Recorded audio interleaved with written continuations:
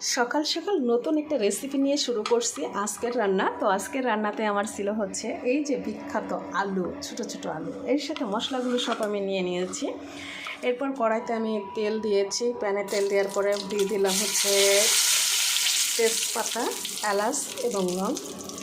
একটু নাড়াচাড়া করার পরে আমি বাকি মশলাগুলো দিয়ে দেবো আস্তে আস্তে, কারণ এটা থেকে হচ্ছে ঘ্রাণ বের হয়ে আসলে তখন দিলেই বেটার হয়। সবগুলো মশলা আমি একসাথেই দিয়ে দেবো।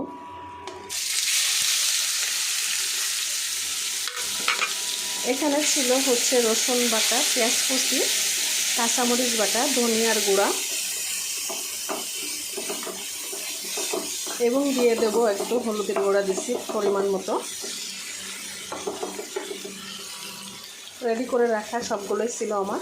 তো এখানে আমি আস্তে আস্তে নাড়তে নাড়তে যখন হচ্ছে মশলাটা একটু লালচে আকার ধারণ করবে, আচ্ছা এর মধ্যে লবণও দিয়ে দিলাম গাইস। লালচে যখন আকার ধারণ করবে তখন আমি বাকিগুলো দিয়ে দেবো, একটু ঢেকে দিব যাতে, ঢেকে দিলাম।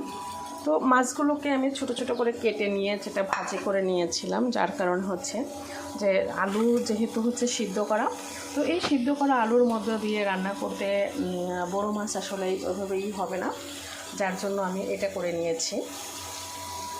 গাইস দেখি এখন কি অবস্থা। ওয়াও, মাশাআল্লাহ একটা কালার চলে আসছে।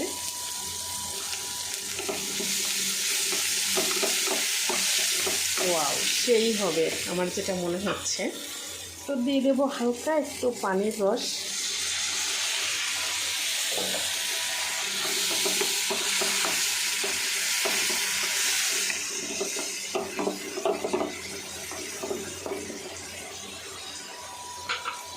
আবারও একটু ঢেকে দিলাম।